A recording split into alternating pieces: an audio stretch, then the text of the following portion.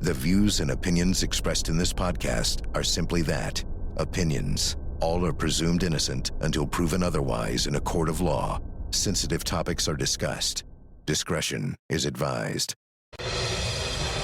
I've gained more than a third of my body weight here. The diet is all carbs, no protein. I don't have any antibiotic cream, and I don't have a Band-Aid. Borrowing sanitary pads. She said, "You're gonna buy me commissary. You don't snitch, you don't tell on anyone, because you'll be sorry you did." Jury selection continues this morning in Mama Donna Adelson's murder trial. So we're asking, what is the best way to dress Donna in court in order to connect with those prospective jurors? Plus, is killer Kohberger a courtie? New details into his obsession with watching court TV, in particular, the Murdaugh trial. So did he learn anything from the disgraced South Carolina lawyer? And the two sides to Sarah Grace, the 17-year-old standing trial for the murder of her parents. We're analyzing her supporters and her critics. Also this hour, the serial killer dad or the abusive husband. Who was it that really killed Melissa Wolfenbarger? We're breaking down the dysfunctional family in this 25-year-old cold case. It's all coming up next for you right here on Opening Statements.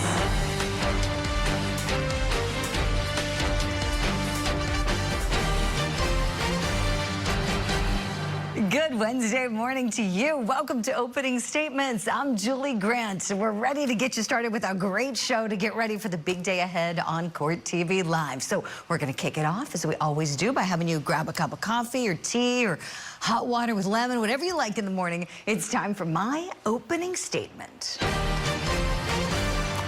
Pants on fire. The San Bernardino Sheriff's Department seems to have detected a fire when interviewing the mother of missing baby Emmanuel Harrow. The Sheriff's Department indicating that after confronting Rebecca Harrow with all the inconsistencies in her story, she stopped answering questions. Imagine that. What's more, both Rebecca and her husband, Jake Harrow, the baby's father, who served time for felony child cruelty, by the way, have both lawyered up. Now, why on earth would these parents of missing Emmanuel need lawyers if they're the victims here? If they had their child taken from them? They're begging the public for help. They're saying that Rebecca was about to change little Emmanuel's diaper in the back seat of her car. She was in a store parking lot, apparently, she says, on Thursday when this happened. And her story is that somebody came up behind her, said, "Hola," and then knocked her out cold. And then she said when she woke up, her baby was gone. Her story stinks to high heaven, and so does her husband's criminal past. What are the odds that a guy who seriously hurt his own baby a couple years ago might be so unlucky as to have another one of his babies kidnapped?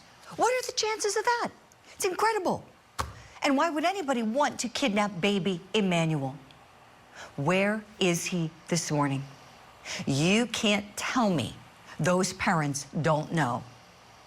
The convicted child abuser and the mom that investigators say can't keep her story straight. I pray to God that baby Emmanuel will be found safe. And I pray that whoever kidnapped him or whoever did worse to him will be brought to justice. That's my opening statement. Let me know if you like it. Right now, it's time for your daily docket. So you were aware of several of the details of Carl Patton's murders? Yes. And for one of those murders, did he try to stage the crime scene to look like an accident? Yes. That they knew too much? Yes. In Georgia, we've got the killer's daughter murder trial for Christopher Wolfenbarger. That resumes today. Court's going to get underway, and that one at 11:30 a.m. Eastern time. Also happening in Georgia, we've got a brand new trial that we're tracking for you. We're calling this one the Speeding Trooper Homicide Trial. Defendant A.J. Scott standing trial for a second time on charges that he killed two teenagers while he was a state trooper. Opening statements begin at 9 a.m. Eastern. And in Tennessee, we've got the Young Dolph murder trial continuing this morning at 10:30 a.m. Eastern. Defendant Hernandez Govan is accused of orchestrating the killing of rapper Young Dolph. Now, we're live streaming this for you. It is on our YouTube channel if you want to watch the case in its entirety. Right now, though, we've got to turn to our top story we have for you. It is day 2 of jury selection in the murder trial for Mama Donna Adelson. The court is hoping to have a jury seated by Thursday, and then they hope to have opening statements right after the lunch break. Adelson is accused of orchestrating the murder-for-hire plot to kill her daughter's ex-husband, Florida State University law professor Dan Markel.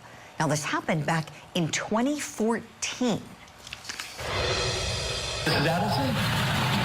How you doing? Just want to give you this. Can I ask you, is someone blackmailing you?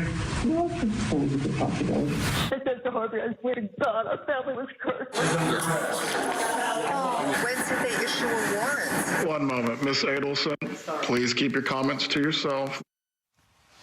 Now, prospective jurors acknowledged that they heard about Dan Markel's murder. 100 of them were questioned. 64 of them were asked to return today. And apparently, Mama Donna looked into the prospective jurors' faces. They were walking past her, made good eye contact, according to our team in the courtroom. Now, as we're waiting for that jury to be picked, we're wondering, how should the team dress Donna for court?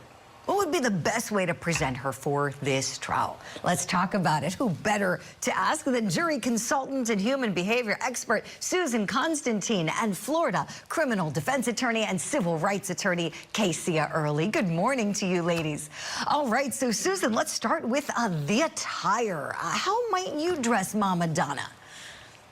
Well, I actually dressed today in the color she should dress in, which is more pastel colors. As you know, Julie, I'm a big advocate of not bringing attention to yourself, wearing softer colors like soft blue, soft pink, soft peach, maybe ivory colors. Stay away from that deep purple that she was wearing. You don't want to wear any sort of bright colors. This is what we call enclothed cognition. People look at you and they judge you based on your appearance. Also, it affects your own personal cognition. The way she was dressed in court there in that purple is probably one of the worst things that she could do. It's not right, too bright. The low cut neck, I've got on here more of a collar that's softer. I would put her in soft, flowier fabrics, something that has some crepiness to it with a blazer or a sweater over the top of it. I want her to look her age. I think the hair down is great. She needs a little bit of soft makeup because the whole point is we want to create softness with her, not this hard, high contrast appearance that she is right now seen in court. Susan, this is really helpful. I want to lean into something you said because we've been having discussions at our newsroom about how Mama Donna is a grandma.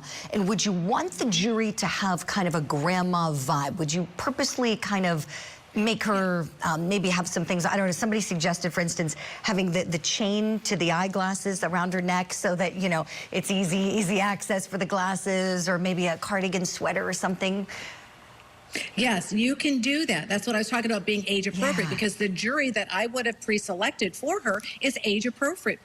I want to have jurors that are on my panel that are her peers. So you want to appeal to that peer group, okay? So yes, we want her to look grandmothery, but we don't want her to look frumpy. So I still want her to look polished, but not frumpy to where she looks like she's unkept. So if she wanted to wear the little chains, great. Don't overplay it. I always say, make small tweaks, makes a big change. Don't overdo it. This is awesome advice, Susan. Thank you. So dovetailing off of what you just shared with us, let's say we've got her looking soft, like Susan said, the polished grandma look, we'll call it, what Susan's given us.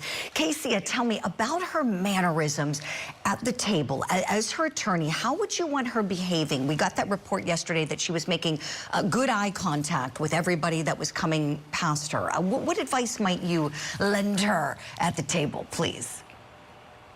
Well, she's certainly doing better because we know that previously she had these courtroom outbursts, whether it was to the allegations or to the information when it was read. So the main thing you want to focus on is body language, because if you turn any of those jurors off, if they feel the least disrespected because you're, quote, disrespecting the court, in this instance the judge, then they're going to believe everything that the state says. So definitely she wants to work on her mannerism. Also, I know she was making eye contact, but you don't want to scare the jury or stare at them too much because they're hearing these allegations. They haven't heard the evidence yet. So whatever they made up in their mind, you don't want to stare at them to the point where they feel uncomfortable. And I agree with my colleague, lean into the grandmother role. I think she's 75 years old. So it's clear that she is a grandmother. So give that grandmother look. She has the hair. It is gray. She has that mannerism. Stick with that, soft and gentle, because you want to place in the jury's mind, she's so fragile. She's so old. There's no way she could have come up to this, made up this plan, this conspiracy. So if you go with that role, but be careful. Because like my colleague stated, if it's too overdone, if it's too grandma, you have the pearls, every box is checked, is going to come off as false and fake. And that is what you do not want, is to turn the jury off. Yeah, great points, Casey. Thank you. Yeah, we got to be real with the polished grandma look. I like it. Yeah, not overplayed. And we know Donna's got a lot of money, so there could be very fancy clothes on her, but I think the understated look's going to go well. I want to show you both a video from some years ago because some of my colleagues who hadn't seen the trial, were seeing this going, that's Donna. Look on the right. This is that video. They called it the bump video, where law enforcement went undercover to try to prompt her to do some talking, kind of scare her a little bit, saying about the gangbangers wanting payment and someone needing more money in the prison. And so this was done deliberately with an undercover officer, and they got that video. And I hearken back to this and I look at her, how great she looks. So this is some years ago, I think maybe about 5 or 6 years ago, if I'm not mistaken. So not too long ago. What a difference. Wow. Susan Constantine, you see this. Can she not go back to that look now? She could, but she's wearing that lime green color. In Florida, a lot of women wear bright colors. They wear the bright color pinks and the lime greens and, the hotter colors, the brighter colors. But then she's also she's sleeveless. I like the overall appearance, but that's not really a court look. She looks like she's got very low confidence, her hands down to her side. She looks very frail, if you ask me. Yes, I want her in low confidence because anything in high contrast or appearing more powerful is really going to be detrimental. So, when I look at this photograph, I see this as a daytime look. This is not really appropriate for court, but the hair pulled back is not bad. Right, yeah, and I should have been more specific, Susan. I'm sorry. I was kind of thinking like the blonde hair, like just how she looks so youthful, has a kind of a glow to her. Maybe it's the sunshine, I don't know. But these videos in court, she looks remarkably different. She looks very fit in that video. Like maybe she's been on the tennis court at her country club or whatever. I don't think that's happening now. She's complaining about too many carbs in the jail. And you're right, sleeveless in court, no go. The judges will say that is disrespectful. Let's look at her testifying in an earlier hearing. Casey, I'm going to come to you on the other side of this. Let's watch some of Mama Donna on the stand. You don't, and the word is snitch. You don't snitch. You don't tell on anyone because you'll be sorry you did. And I've seen that. And so, I didn't even tell you for a while. I wasn't going to tell anybody. I didn't want to tell anybody. I didn't want. She's a big woman, and I was afraid of her. Okay. Approximately. Oh, Casey, we saw her testify. How do you think she's going to fare if she gets up there this time around? That emotion is definitely going to connect with the jury. Oftentimes, we say that emotion, especially in the jury instruction, is not to be considered. Consider the facts and the evidence, because if everyone moves on emotion, then whoever's crying, that will be the verdict. However, if she utilizes the same emotion when she's testifying that she had no involvement, she had no idea what was going on, then that can be a factor for the jury to consider during deliberations. And I want to make this point going back to her dress. I mean, it's obvious that she gained weight and she was talking about carbs diet. When I want to take the attention off of my client, I'm the one that wears the bright colors. I'm the one that will wear that stark red lipstick, because sometimes we can't change the tattoos that's on our client's face, or we can't change their demeanor or how they look. So if I want to kind of divert that attention away from my client because it's not the attention that I want, I put it on myself. So these are some of the tricks and strategies of zealous advocacy. Love that, Casey. I love that so much. You are staying with us for another segment. Susan Constantine, we've got to let you go. Thank you so much for the great tips for Donna. I don't know if Mama Donna watches Court TV, but she should take some tips from this segment. They've been great. Appreciate you so much. When we come back, we're going to talk about someone who we know definitely watches Court TV. Killer Bryan Kohberger. And you know what he was especially fascinated with? The Alec Murdaugh trial. That's right. So we're asking, did he pick up anything from the convicted killer? Plus, if the defendant can kill her own parents in such a violent manner, I fear for my own safety and the safety of my family and friends. and we're talking about the two sides to the TikTok teen murder suspect, Sarah Grace Patrick, in court and denied bond. We'll discuss when opening statements rolls on.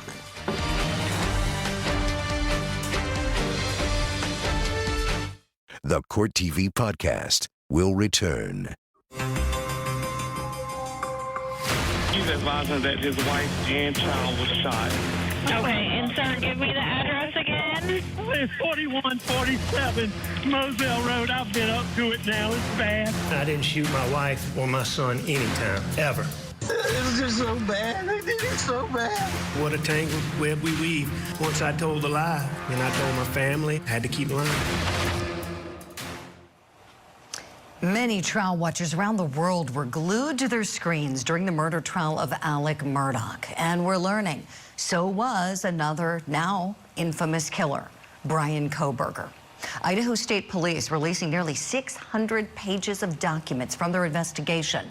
And in an interview with an inmate who was housed with Kohberger, we learned that Kohberger liked watching Court TV case coverage unless it mentioned his friends or his family, and then he would change the channel. And eventually, he stopped watching coverage of his case completely. The documents go on to say that Kohberger specifically enjoys watching Court TV and liked watching the Murdaugh trial. How about those two, Alec Murdaugh and Bryan Kohberger?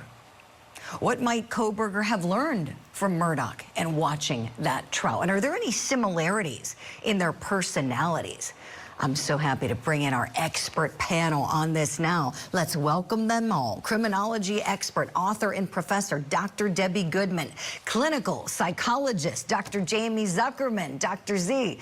And criminal defense attorney and former prosecutor, Franz Borghardt. Wow, what a power panel this is. Good morning to you all. All right, so tell me your initial reactions when you heard this about Kohberger. I don't even want to call him a courtie because we're not claiming him as a courtie, but enjoying Court TV and especially the Murdaugh trial. Dr. Debbie, would you start us off, please? Certainly, and good morning.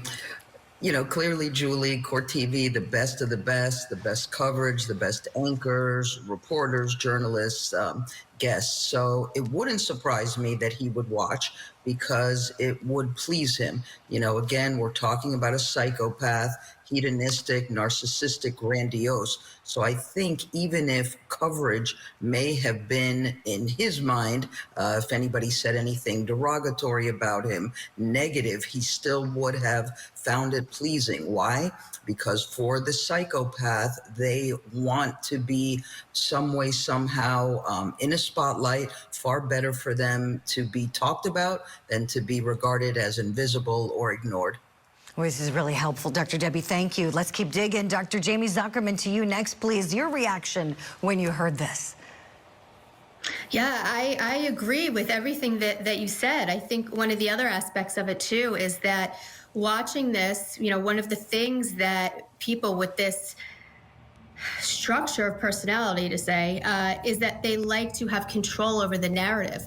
And by watching everything that's going on, not only do they get this sense of control over the narrative that's being told about them, but they also learn elements to incorporate into their own narrative to make their ego even bigger, or to make themselves feel that they are pulling the wool over other people's eyes. So they really use it to their advantage.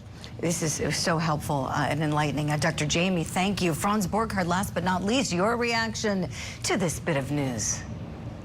Totally not shocking that he's a fan of not only myself, but of you and the other guests on Court TV. Look, this doesn't surprise me.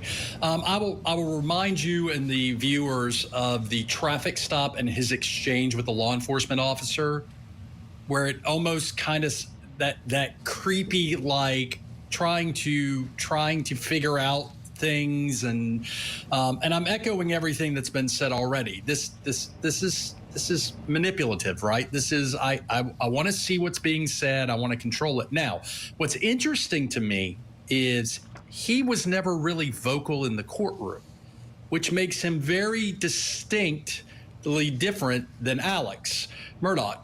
So I cannot wait to talk about that, Julie, because that would be very interesting to me to figure out why he never tried to manipulate and have a voice in the court beyond what he did.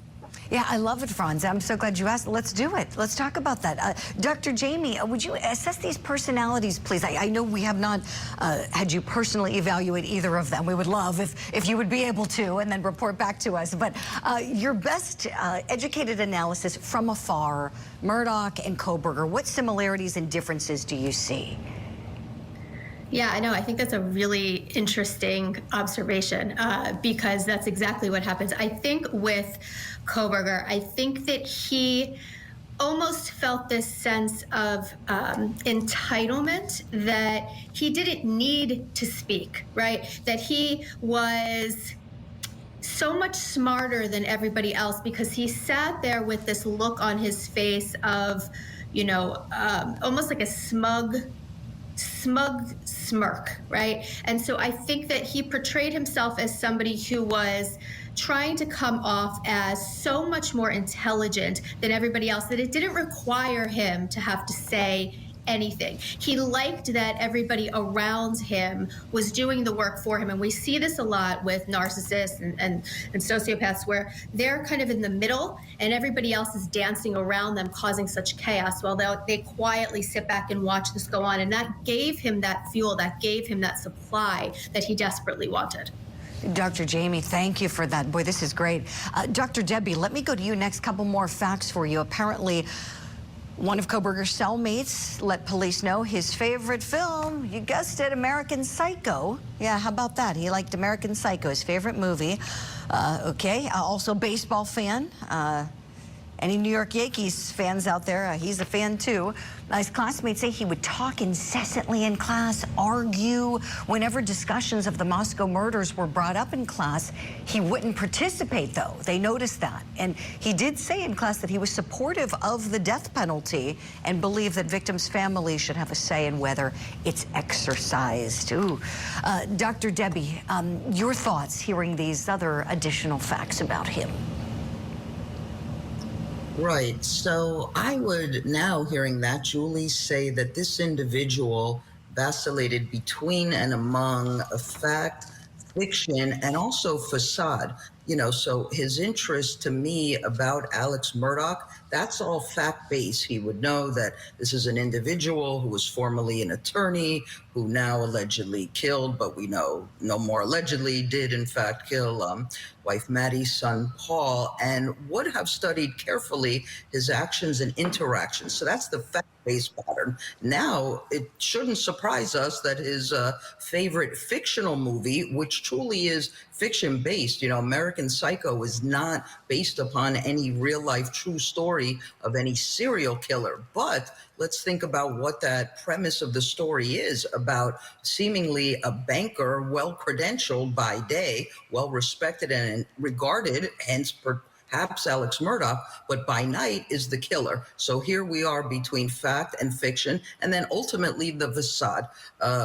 This individual, Bryan Kohberger, must have put the facade on for years, seemingly acting as if he were the training assistant, the graduate assistant, pretending to be teacher, professor, and all along having these sinister, sickening thoughts, which he acted upon.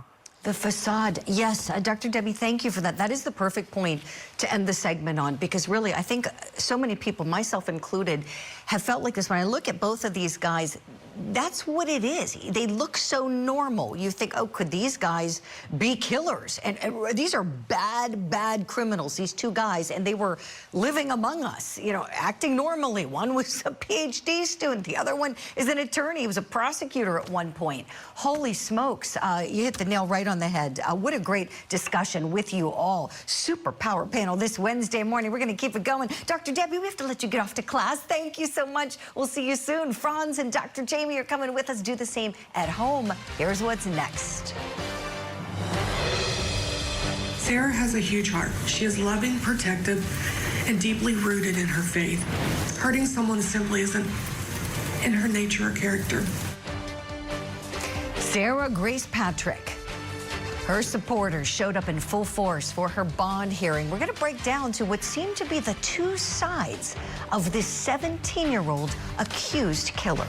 And who really killed Melissa Wolfenbarger? Was it her serial killer dad? Was it the murder accomplice mom? Or was it her abusive husband? We'll talk about that and what's tipping the scales.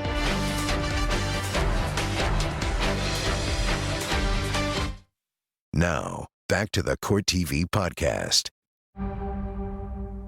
I find the state has met their burden today by a preponderance of the evidence. And Miss Patrick, because of that, I'm bound by the law, and I do not believe that you would be a proper candidate for bond.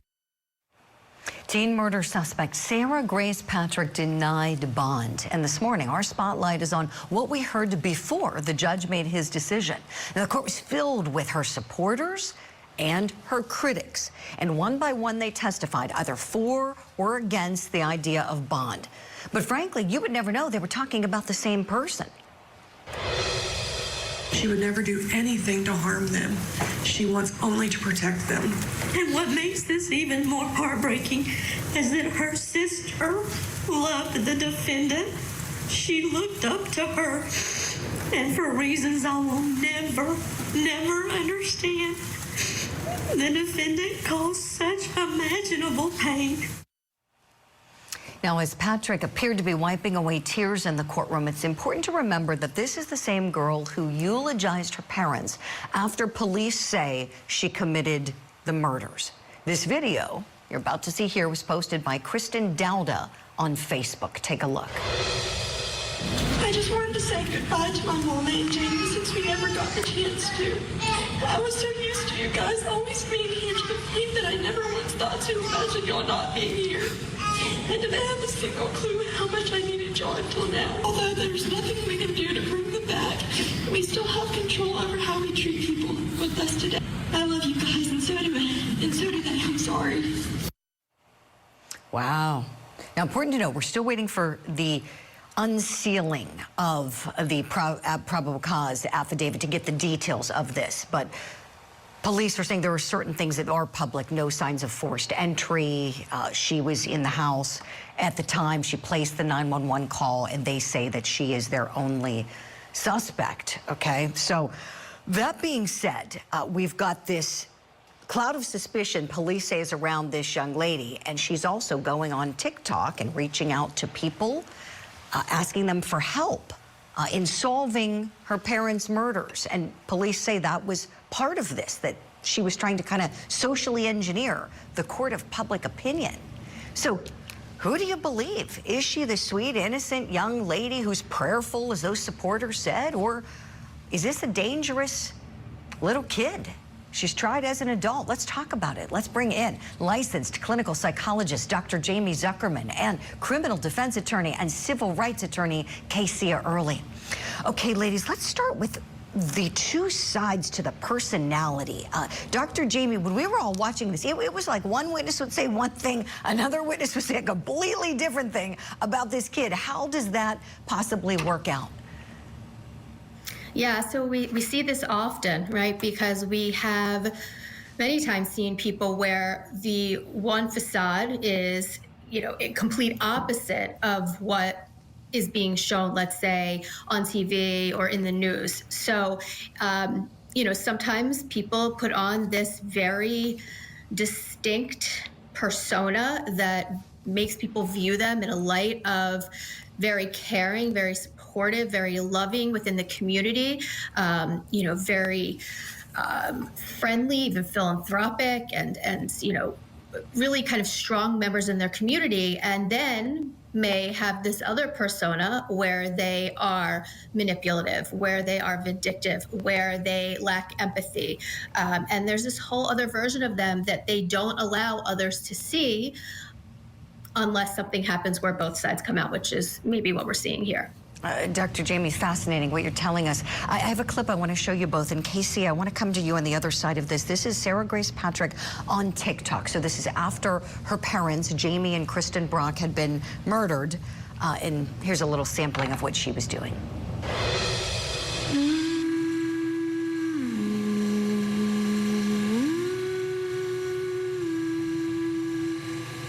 He doesn't know it, but a year from now, our family will be torn apart. And I will move far away and won't see or talk to him for 5 years. I'm feeling so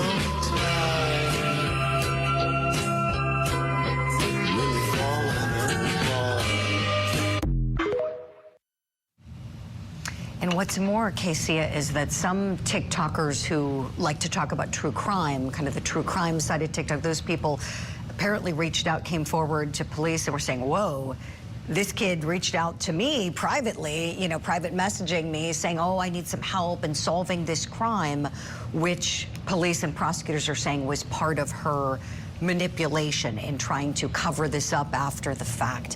What are your thoughts on her, Casey? So many, Julie. I always say after trying 100 trials, things are not what they always seem to be. Sometimes the facts, the allegations, the probable cause affidavit can seem so egregious that your client really does look guilty. And only you know, because you have the opportunity to not only speak to your client, but do your own investigation. And as the trial goes on, it becomes clear to the jury that, wait a minute, maybe this is not what actually occurred. So that's one. But when I look at the TikTok, instantly, when I saw that last clip where she's crying and it appears to be her mascara or her eyeliner, it kind of looked fake. Immediately I said, it looks like eye drops. Like I just didn't buy it. But at the same time, we have to think about the generational gap. How the younger teenagers, this is their life, right? They never had a life without cell phones and social media. So maybe the way they grieve, maybe the way they reach out is different. But I always tell my client, I don't care what you tell me, I follow the evidence. It's my job to zealously advocate for you, but the evidence will eventually come forward. So it's kind of early in the stage, but as of right now, it's just not connecting with me. Right, Casey, I'm with you. And I really appreciate what you said about you can only do so much to zealously advocate for your client, and facts are what they are. Dr. Jamie, I'm wondering, as you said before, if both things can be true here, if we could have this child who is very upset and crying, she's crying in the courtroom and acting prayerful and God-fearing around a certain faction of people, but yet can still also be this very dangerous child behind closed doors and in certain moments. I think you have to ask yourself if one is performative or not, and I agree with seeing somebody on TikTok and this is how they're presenting their life and the tears. I do think this is a reflection of where they're at in their generation. I agree with that. But at the same time, as you had said, you do have to follow the facts, and regardless if somebody is presenting one way or another way, one of those are true, right? I mean, we can act both, but only one of them is actually true. And so I think as this goes on, you'll see that come out. I agree. I think the facts will come out. But I do think that it makes it a little bit confusing because, yes, this is how that generation tends to grieve. They grieve openly. They grieve on social media. But we also want to be very careful in terms of assuming it's just that and proper grieving versus is there a motive behind that? Is it performative? And again, that'll be something that comes out. Really illuminating, Dr. Jamie. That's something I feel like we can really take with us, how you said one side is truly her, the other side is a performance. And I think we can apply that probably to a lot of the different cases we see, the various criminals, and how, the family will go, oh, my child couldn't have done this. And then look at the facts, oh no, your child did do this. And you go through everything, and it's, one side to, like you said, to one faction of people, another side to another. But no bond for her for now, and we know that the state was presenting to the grand jury to indict her, so we'll see if that true bill was issued, and if the case moves on forward. Trial could happen in January. Boy, I could talk to you ladies all day, but you both have jobs to do. You have to get on with your days. Kecia Early, Dr. Jamie Zuckerman, thank you both for your time and your expertise. We'll hope to have you back very soon. And still ahead here on Opening Statements, here's what we've got. Just generally speaking, were you involved with some of Mr. Patton's murders? I helped him dispose of the bodies. Oh, my. So we've got a really dysfunctional family at the center of that 25-year-old cold case in Georgia. We've got a serial killer dad, a mom who helped him after the fact, and an abusive husband married to the victim. So who killed Melissa? That's next.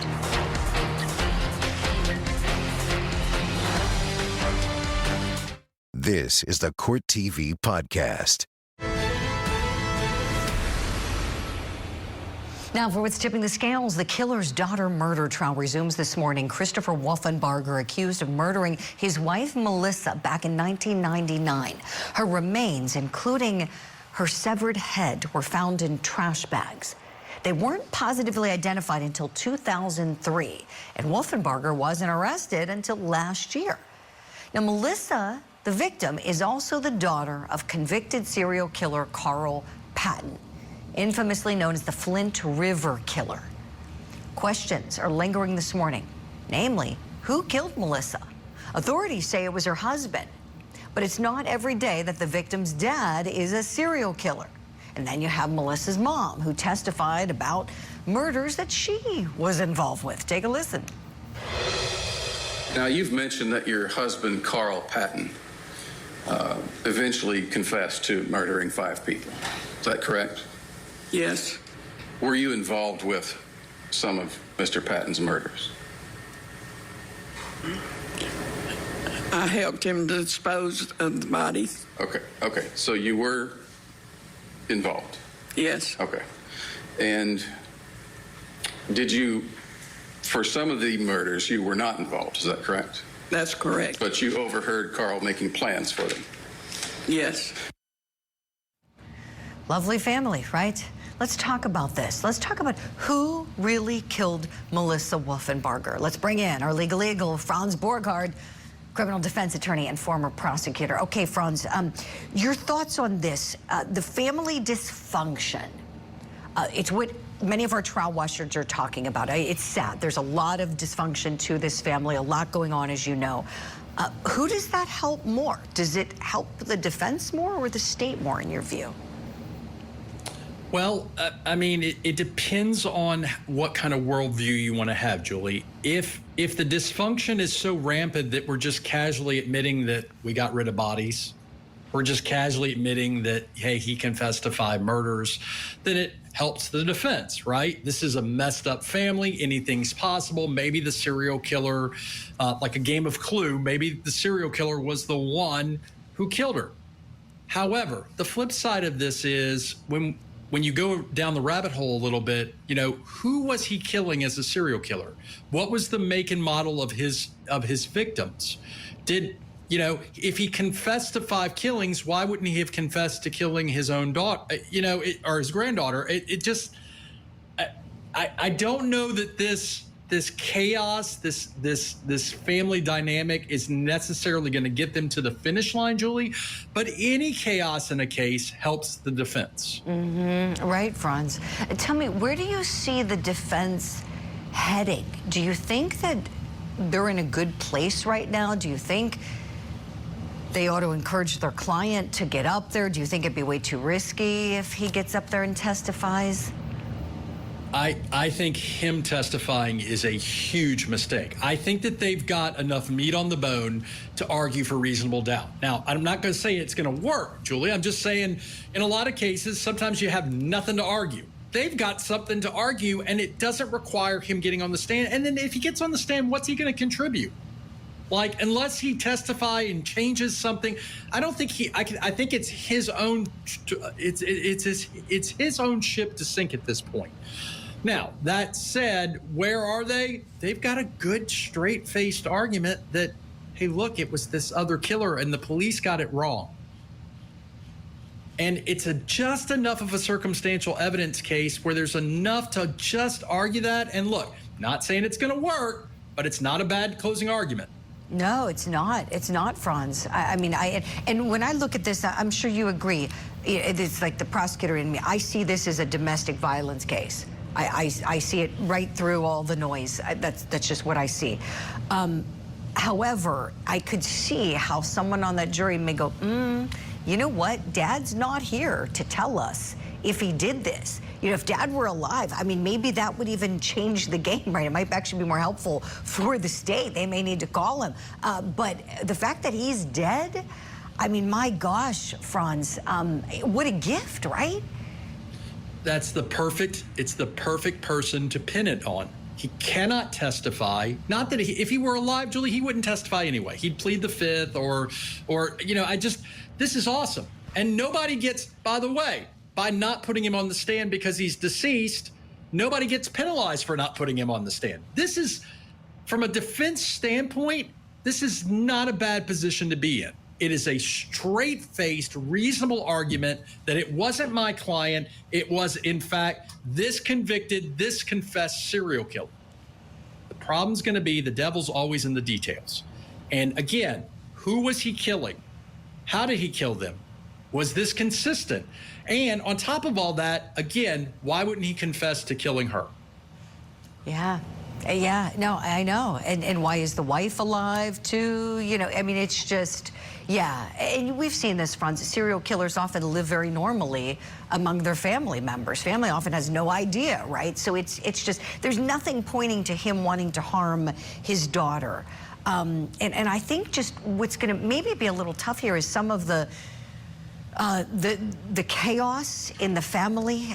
We have a quick clip. This is Melissa's daughter, Christina, saying she thought Chris's parents were her mom and her dad. When you were younger, who did you think was your biological mother? Chris's parents. When you were younger, did Kathy ever talk to you about Melissa? No, ma'am. Did Alan ever talk to you about Melissa? No, ma'am. Now, at any point in time, did you ever live with anyone else besides Kathy or Alan? I didn't go stay with Chris until senior year of high school, but until then, I lived with both of them. It's just so sad. Franz, last question I want to ask you, please, pertaining to the prosecution, and I just need a quick answer. Do you think they're going to be able to prove this? I think they're going to get past the finish line and there will be a conviction. Franz Borghardt, you're the best. Thank you so much for being on the show today. We'll see you soon. That's all for this episode of Opening Statements, my friends. I'm your host, Julie Grant, and it's been great being with you. On this show, I am calling out any pants on fire moments in our big trials and true crime stories, and I want you to come along with me. Opening Statements is live every weekday morning at 8 a.m. Eastern on Court TV. Thank you for downloading this episode. Please subscribe, leave a review, and share it with your friends. You can watch past shows anytime you like on CourtTV.com.